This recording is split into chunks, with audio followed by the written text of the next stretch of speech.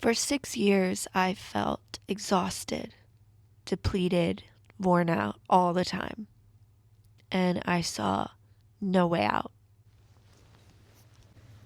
It took someone else pointing it out to me to realize that I had been masking my ADHD and autism for so long that I had completely burned myself out. Then I made one decision that completely changed everything. I stopped pretending to be someone I wasn't. In this video, I'm going to talk about what masking actually looks like, how it nearly ruined my life, and how learning to ask for help finally started getting me out of autistic burnout. For years, I thought that these traits were just things that everyone dealt with, but everyone else just dealt with them better than I did. So I did what seemed obvious to me. I pushed through them and I covered them up. This covering up has a name. It's called masking. And I was doing it constantly without knowing that that's what it was. And I am not just talking about covering up my RBF. So here are the things that I thought were normal or universal and what masking each one was costing me. First, there was needing days to recover after social events. Someone would ask me to go out to something. I would say yes, be excited. I would go, I would enjoy myself, I would have fun, and then I would be completely useless for 2 days afterward. I would be flat on the sofa. And I thought that everyone felt this exhausted after social events, but that everyone else was better at just like pushing through the exhaustion than I was. I really thought that it was the cost of being human and that I was just bad at like bouncing back. What I learned is that this is really common in autistic people, especially because social events are by nature full of sensory and social overload. Plus, a lot of the time you are masking through those events, so you crash extra hard afterward. Once I understood that it was my brain, I was able to kind of accommodate and plan for that better than before, and I wasn't so blindsided by it every time it happened. The next thing is rejection feeling like physical pain. Rejection sensitivity is really common in people with ADHD, which I have. And with that, rejection can feel like physical pain.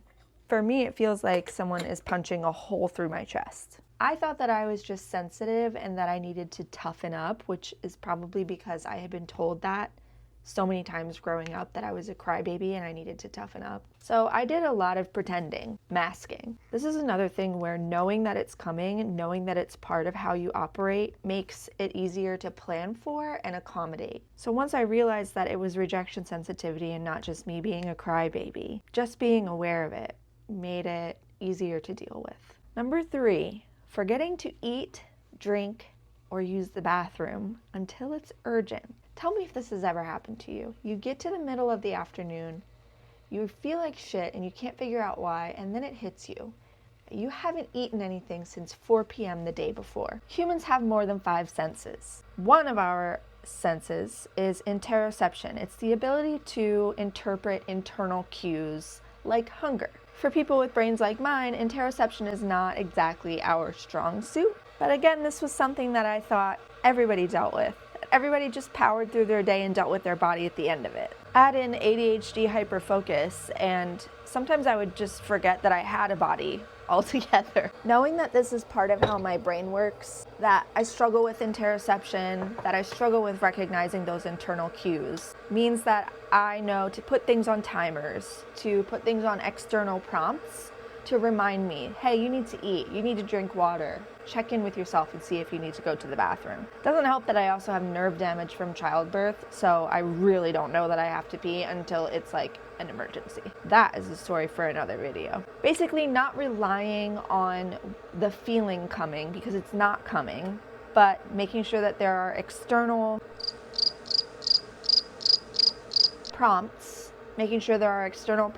to prompt you to do those things. The next one is sound sensitivity. This is a big one for us autistics. I used to think that certain sounds or certain environments were annoying to everyone and everyone else was just better at ignoring it. But as it turns out, I have sensory sensitivity because of my autism. So my brain doesn't filter sounds like it's supposed to, so everything comes in at a similar volume. Sounds are competing with each other all the time when they come into my ears. In my brain, they all sound equally loud. And again, I thought that everyone found it irritating, but was just better at like tuning it out than I was. Then I also felt this weird shame about wearing noise-canceling headphones or earplugs in public. And honestly, the solution to this one for me has just been wearing the earplugs in public, wearing the headphones in public. Just do it. It has made life so much easier. Or if I have to be in an environment where it's loud or busy, seeing if I can control other sensory inputs, like lowering the lights. The next one is constantly losing track of time. I would sit down to do one thing and then look up and realize that it was 3 hours later. Or I would swear that something had taken an hour when it had only taken 10 minutes. This is called time blindness, and it is super common in neurodivergent folks. I am always losing track of time. I am always embarrassingly late or catastrophically early to things. I'm never on time. I thought that this was just a character flaw, but it is just my brain and my time blindness. I masked this one by overcompensating.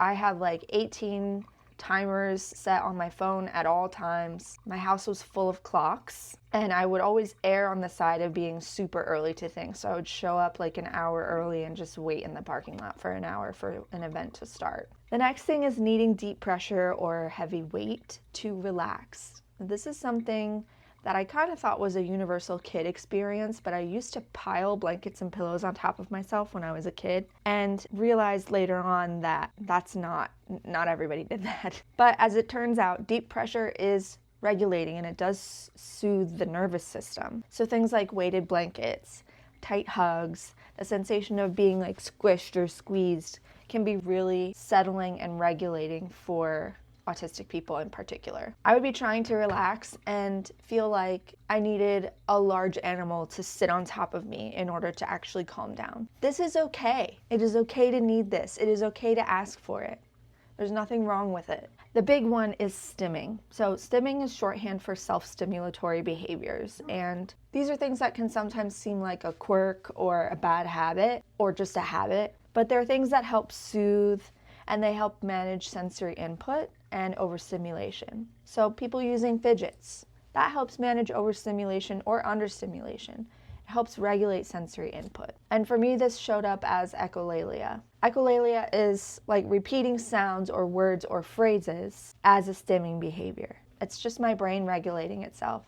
For example, a while back, my vocal stim of choice was the phrase industry standard. I could not tell you why that phrase stuck in my brain, but it did. It was on a loop in my head in various different voices and tones and inflections, and I would catch myself saying it out loud. Industry standard, over and over again. I could not tell you why. The point is, stims are okay. They have not been socially acceptable. Well, there are some stims that are more socially acceptable than others historically, like hand flapping is historically associated with autism, so it is more stigmatized. Things like bouncing your leg under the table, people think of that as normal, so that one is less stigmatized. My thinking is that if it's not dangerous or particularly disruptive, what's the harm? Does it make you look a little bit weird compared to societal standards? Sure, but I would rather be regulated. These were things that I hid, covered, masked for my entire life. It contributed to a severe case of burnout. And a few months ago, my mom called it out and she put words to it, that I had been masking for so long that I had completely burned myself out. And the burnout had changed the entire trajectory of my life. I had quit a PhD program. I had lost friends. I had gotten into trouble financially. I was a shell of a mother, of a partner, of a daughter, sister, friend. I was a shell of a person. The realization that I had been masking and that I was so burned out because of it changed everything for me. And so did the decision that I made at that point, which was to stop pretending and to stop masking and to start this journey of unmasking and figuring out who I was underneath all of the hiding. So I stopped hiding my neurodivergence. I started wearing the noise-canceling headphones openly, giving myself time to recover instead of trying to push through. I let my facial expressions be what they were instead of constantly trying to fix my face. I started using accommodations instead of just trying to power through and exhausting myself in the process. Now, to be very honest, I could not have gone on this unmasking journey without learning to ask for and accept help. In order to get the recovery time after social events and after work, I needed to ask for help with cooking and cleaning and laundry and childcare. In order to address my physical needs, I needed to ask for help remembering to eat and drink water and take my meds. That help and the time and space it gave me, that help was the thing that started pulling me back from burnout. These traits, these things that I thought were universal and that I was just bad at handling, I masked them for years. The masking is what drove me into burnout. Unmasking is how I started coming back. Comment and tell me which one of these you thought was normal, and I would love to hear about your unmasking journey. Thank you so much for watching.